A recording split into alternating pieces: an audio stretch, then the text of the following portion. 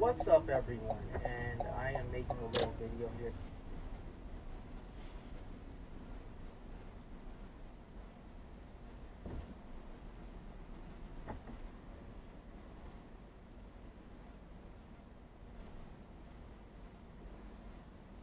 Today, just to let you know that I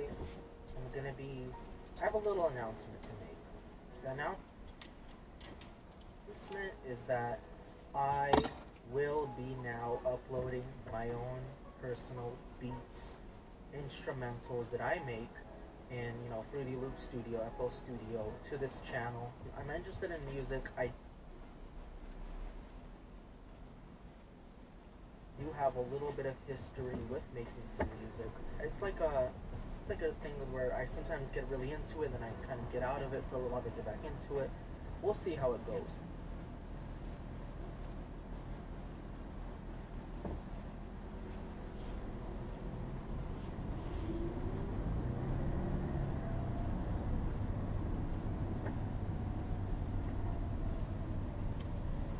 But at the moment, I am very much interested in making beats. I am going to be selling these beats because I don't consider myself to be a rapper. I'm not even good at it. And to be honest, I mean, while it's kind of cool, I don't enjoy it that much as I do making the beats.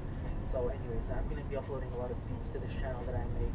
That's the little announcement. I'm going to be selling them. If you're curious in buying them, just go on the videos and read the description of the beats. That's going to be it for this video. Thanks for watching, and peace.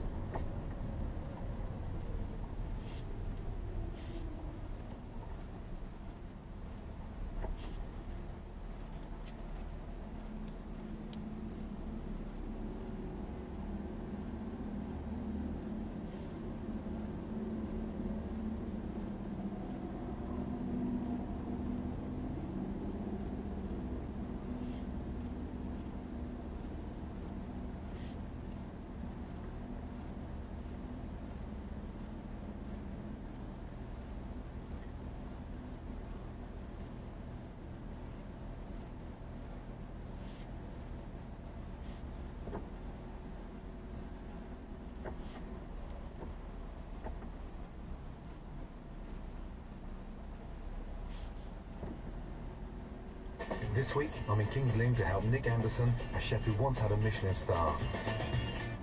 That sauce is so sweet, it's unbelievable. It's almost like Benedict. But after eating his food yesterday, I'd say his glory days are long gone.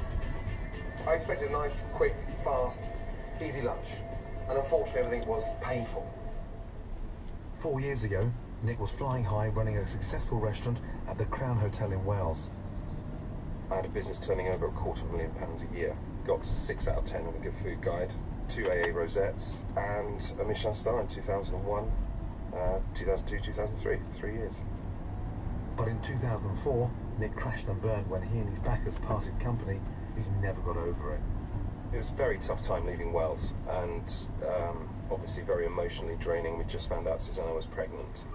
Obviously, I then had the best part of a year on the dole, bankruptcy, and trying obviously to find some way of getting back. Nick opened Rococo, hoping to get back on his feet, but with no one coming in to eat there, he's now hemorrhaging money. This morning, I want to know what the locals have got against Rococo. Hello, how are you both? Have you been to Rococo? No, have you heard about Rococo? I have heard about it. What's the reputation in King's Lynn at the moment? It's quite expensive, isn't it? And when you look at it, you think, are you going to get value for money? I think probably too pricey, too smaller portions. I don't know, is King's Lynn too small for a restaurant like Rococo's? They've hit the nail on the head, except for one thing. It's not King's Lynn that's the problem. Rococo's has gone way past its sell-by date. I mean, pretentious food, stuffy service, and fucking ridiculous prices. Even for London, ridiculous prices. Before I can drag Nick into the real world, I want to find out how he runs his kitchen. So I've arranged to meet him and his sous chef, Tim Sanford, before tonight's service. How are you today? I'm very well. Yeah, good to see you too. Hello. Hello, chef. How are you? I'm okay. You? Gordon. Yeah, Tim. You're the sous, obviously the sous chef, isn't Well, it? yeah, second chef, yeah. Is he the only chef you ever worked for?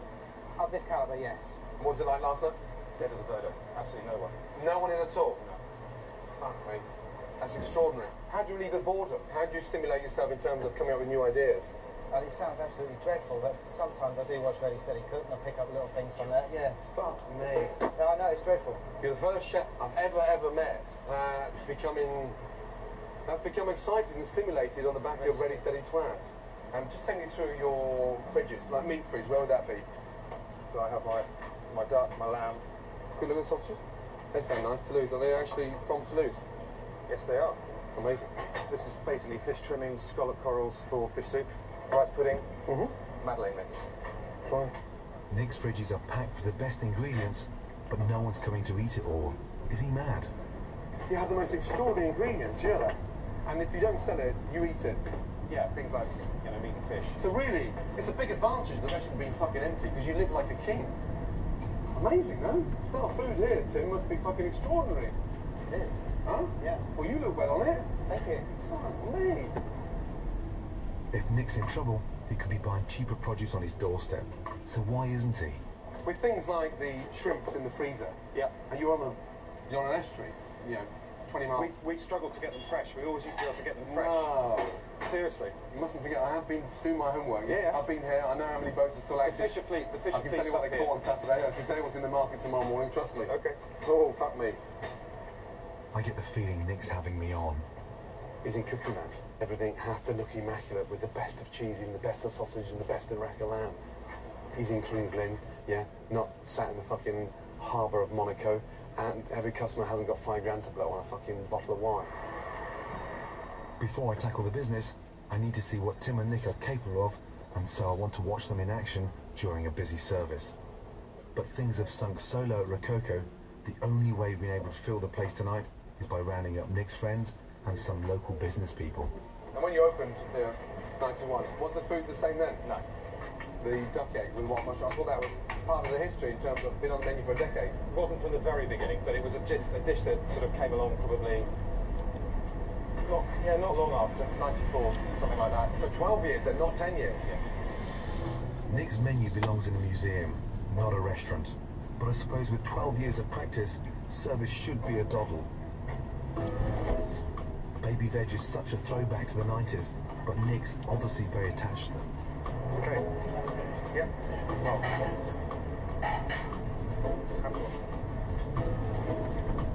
Is this slow or is it me? Is this normal pace of service? Yeah. Nick's so busy primping and preening, he seems to have forgotten the whole point of being a chef, feeding your customers. Sorry about the name. That's not normal for that to sit there so long like that, is it? No, I fucked up. I forgot the black pudding and I dropped the prawn puree into the sauce for the halibut. Everything just seems so difficult, so like when the kitchen's soulless, there's no atmosphere, there's no oomph. For someone who's earned his stripes, Nick's making a hash out of tonight's service. Shit! I just lost my fucking red wine reduction. I'm beginning to think this is a man who's lost the plot. Salad's died in the heat. Look like it's fucking creator. So how was that for you? Absolutely horrendous. Is that the normal way to work? It's certainly the way that I've worked, yeah. I'm worried because there's so much fucking around that goes on that is so unnecessary. You're screwing yourselves. Painful. It's like open heart surgery without an anaesthetic. It's fucking piling crap on top of crap and using crap on crap. Everything is fucking so fucking over-tweaked in a way that you've just gone past any form of normality with food. You think that the more I add and put in, it's just going to get better. It's not. Less is more.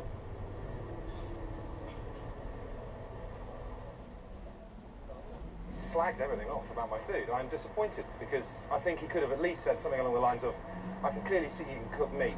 I can clearly see you can cook fish. He could have said something positive to keep our morale up. I do feel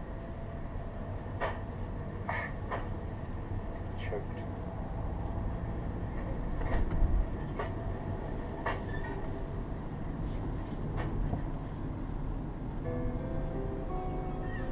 Last night I could see just how much of a rut Nick has got himself into. Sticking with the same old food has stifled his cooking and ruined his business. I need a way to get him thinking about the future and not the past.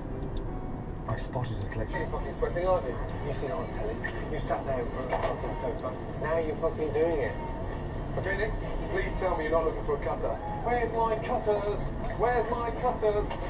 Wee. Nick, don't burn your mackerel. Don't get huffy with me. Come on, Nick. 10 seconds to go. 3, 2, 1. Serve. Thank you. Well done, Timmy. Good. Nick, what is it? Grilled mackerel, all it's fine. Some lemon juice. Good. It's a mackerel on a bed of sautéed potatoes with garlic and butter. Would you serve that dish in your restaurant? I think so. Good. Would you serve this dish in this restaurant? No, I wouldn't, Why not? because I think it's crap. It needs a lot of work doing to it. You think it's crap? Yeah. And it needs a lot of work doing to it? Yeah. Mackerel filleted? Yes, it is. Yeah, so we gutted it. You got so paranoid, it's unbelievable. Presentation's there for 30 seconds. It's the flavour that holds the memory. It's the flavour that holds the memory. Yeah. Right, Nick? Good taste. Mackerel's nice. Slightly bitter inside because the guts are still in there, unfortunately. Right with that. Top of the mackerel's nice. I like that. Nick's buckled under pressure. Tim's held his own, but they both failed the most important test of all. The leeks and the potato, I wanted a soup as my starter. And then the fucking mackerel, I wanted filleted on a fucking warm potato salad. Nothing more. Boom, boom. Starter main. Yeah? £2.38. I've got to make money because I've got to fucking open my business tomorrow. Okay? So you both chose to do one dish. The winner is none of you. Cleared out.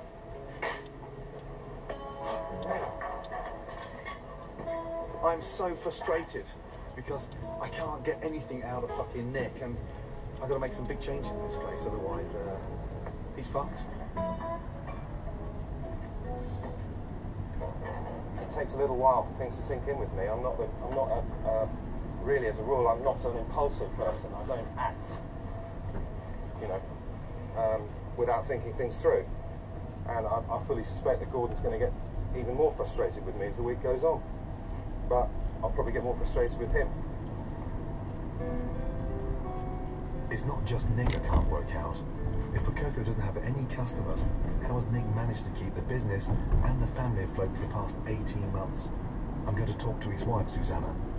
We don't go anywhere, we don't ever go out anymore since having children, and there's nowhere to go, and we haven't got any money.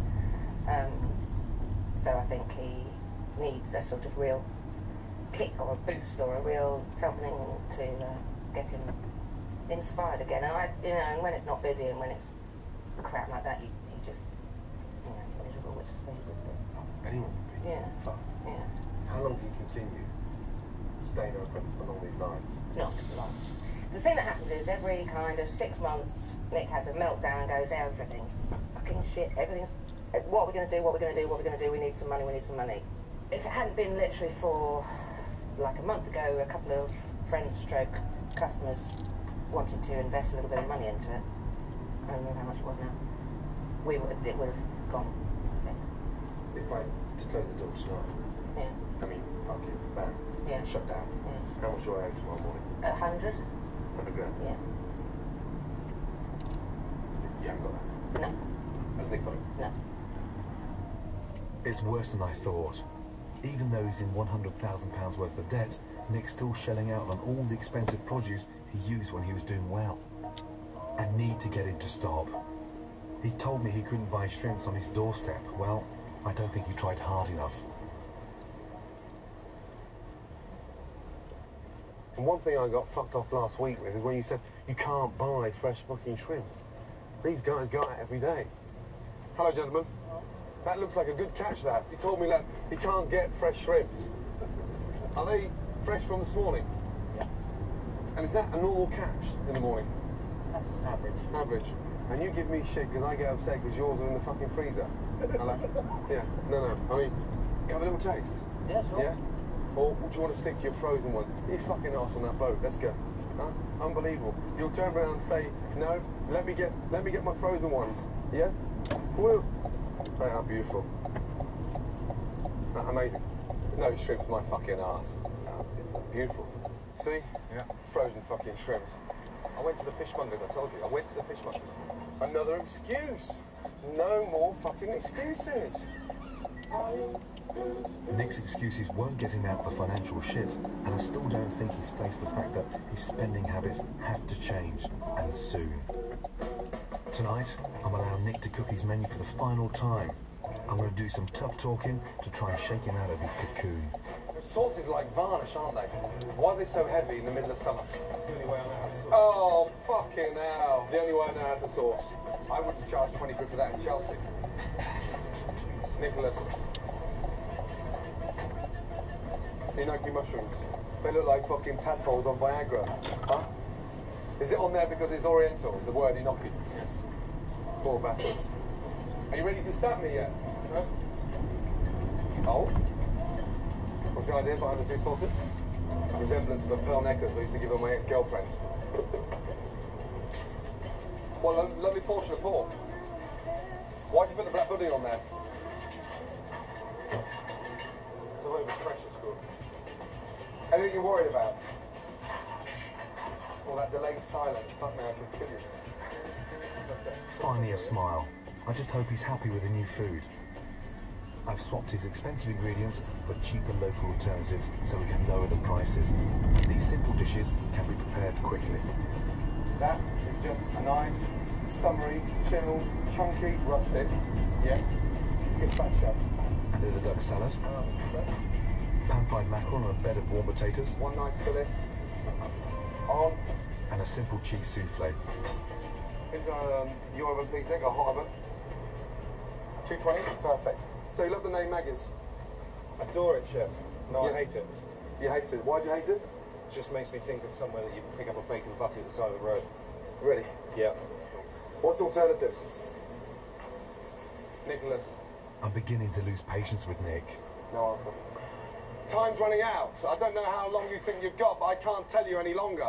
Here, misunderstand, we're scared of fucking change. No one wants to change anything because it's safe. Safe means we're in the shit. No, I'm just trying to inject a bit of energy, but right now, like I said, no one's with me on this one. No one's clean for changes, no one's dynamic for changes, and everyone's so dead stuck in a rut, and this place is gonna fucking close unless you do something about it. One, I'm pissed off more than anything. I don't feel anyone fucking pulling on the rope. Quite frankly, it's not good enough to sort itself out. That's why we're in the shit. So I don't feel that surge of support, that really sort of, you know, bang. This is all I've got in life. It's not there. It's not. So if they haven't got it, what fucking chance have I got? I can't work out why Nick won't let go of the past. I need help from people who know him best. First stop, Susanna. I can't work out whether it's just his pride Yeah. or whether it's, you know, Yeah. saying goodbye to Rococo. In King's Lynn. Yeah. You're not in Knightsbridge. He thinks Maggie sounds cheap and he doesn't want his food to be cheap. We're not turning it into cheap. No. If he's not happy with that, why doesn't he come back in with it? I don't care if he calls it Frankie's, Maggie's, Uncle May's. I don't give a toss about that. No. Rococo's myth is feeding his ego, nothing more. Yeah. But I swear to God, I look at that man in the eye every morning and there's not 100 grand of debt in each fucking eyeball. Yeah. That is wrong. Yeah. If Nick goes down, he's taking everyone with him. Wife, kids, and his staff. An amazing place, an amazing setting, quaint fucking town hall, you know, an amazing square. This place should be fucking rammed. People should be queuing up to stand in a queue to come and eat in here. That's Yeah, they've got everything here.